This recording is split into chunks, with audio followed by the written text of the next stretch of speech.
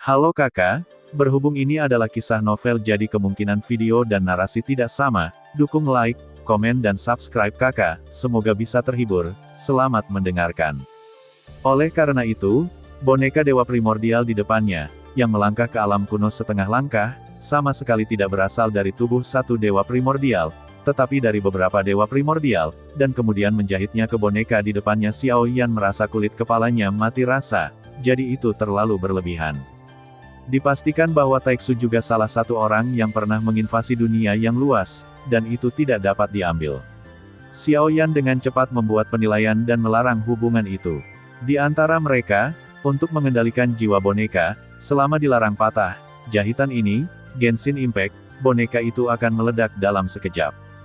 Melihat Genshin Impact di depannya, boneka itu akan sangat disayangkan jika dia tidak bisa menembaknya. Namun, Xiao Yanshuan segera berubah pikiran, dan ketika dia memikirkannya, matanya meledak dengan emas. Jika dia tidak bisa mengambilnya, dia bisa menggunakannya untuk memperbaikinya. Xiao Yan segera mengangkat kepalanya dan melihat daging raksasa yang berdaging. Jika dapat dibiarkan melahap darah boneka dewa primordial, ia mungkin dapat membantunya tumbuh menjadi raksasa sungguhan, tetapi dilihat dari kegilaan darah raksasa, setelah mempraktikkannya, ia mungkin tidak dapat mendengarkan, dan pasti sulit untuk mengendalikannya, kecuali mata anjing juga tersusun di tubuhnya seperti boneka dewa primordial di depannya. Selama terlalu jauh dari peradangan, keheningan akan meledak. Untuk mengendalikan raksasa dengan cara ini, darah raksasa saat ini tidak terluka ringan, dan dia seharusnya sering dipukuli, bagaimanapun, dia tidak berani mendekatinya dengan mudah. Namun, jika dewa dapat menyerapnya, itu lebih berharga daripada mengolah raksasa Snow. Sekarang, tubuh fisik dewa telah jatuh ke belakang bintang 3 yang hancur, dan kekuatan tubuh fisik besar, tidak sebaik sebelumnya. Cermin kuno setengah langkah ini, boneka Yuan Shen dapat memasok 3 pihak. Pertama-tama, perlu untuk memuaskan dewa, dan kedua, itu juga dapat diserap oleh klon dewa asli. Bagaimanapun, kekuatan klon Yuan Shen juga meningkat pesat. Jika Anda dapat membuat klon Yuan Shen juga menerobos hingga setengah langkah, cermin kuno secara alami bagus. Namun, anti-inflamasi tidak bergerak, dan dewa itu menghilang ke dalam bahtera begitu saja. Dia benar-benar memasuki menara roh Void Zichen, dan muncul di lapisan ke-12 Spirit Whisker Inner Swan dengan tubuh aslinya, yaitu, Xiao Yan mengangkat tangannya dan melambaikan api, yang akan menyelimuti boneka dewa asli ini, karena tidak dapat diambil dan peradangan dihilangkan. Itu disempurnakan menjadi nyala api pilihan yang dapat diserap. Di reruntuhan roh, tampaknya telah menjadi ranah anti-inflamasi absolut, dan dia umumnya dapat melakukan apapun yang ingin dia kendalikan. Keberadaan apapun di sini, justru karena ini, membuat setengah dari boneka Yuan Shen cermin kuno yang kuat ini hanya dapat direduksi menjadi peradangan, menyelimuti 3 warna api yang berbeda untuk menyempurnakan kehidupan, membungkus boneka Yuan Shen, dan setelah beberapa saat, tetes pertama darah esensi Yuan Shen emas dimurnikan.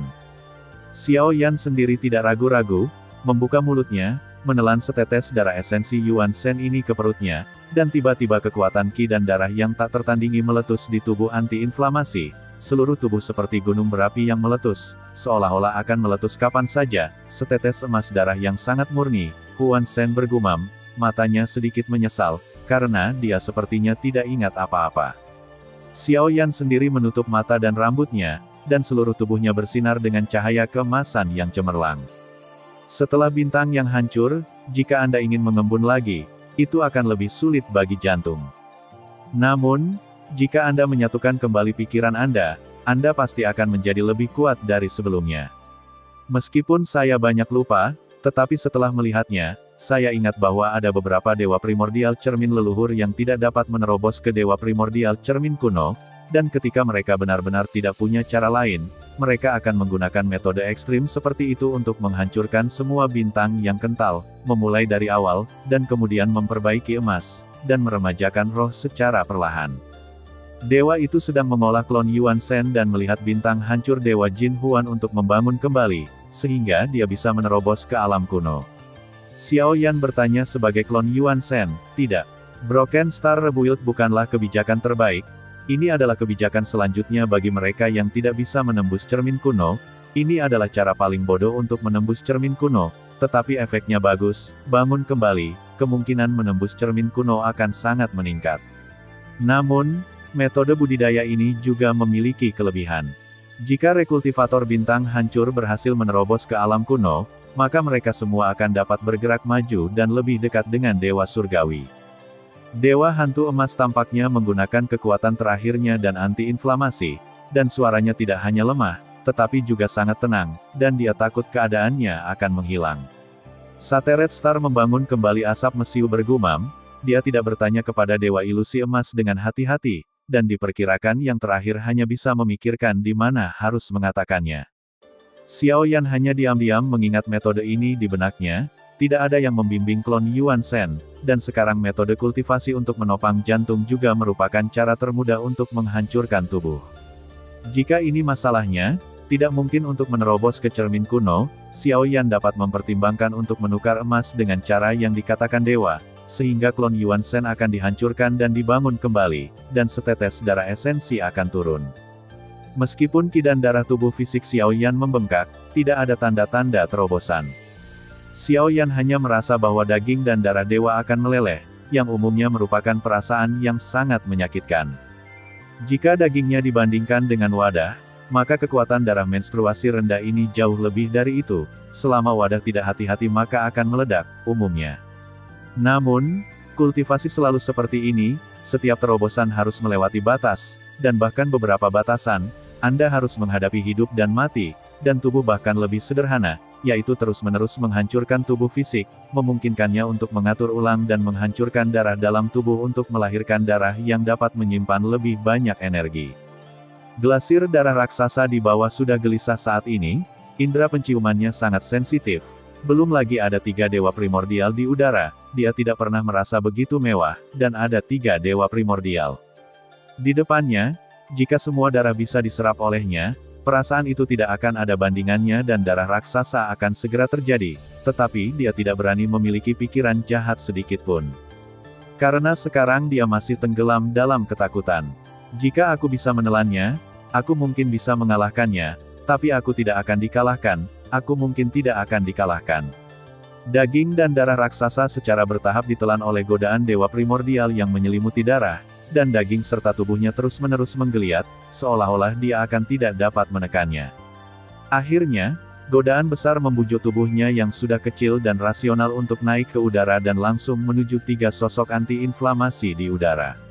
Glasir darah ayah raksasa hampir seketika tenggelam di atas kepala mereka bertiga, membuka jurangnya yang penuh dengan gigi tajam, mulutnya yang besar sangat kejam, dan dia akan menelan semuanya dalam satu tegukan.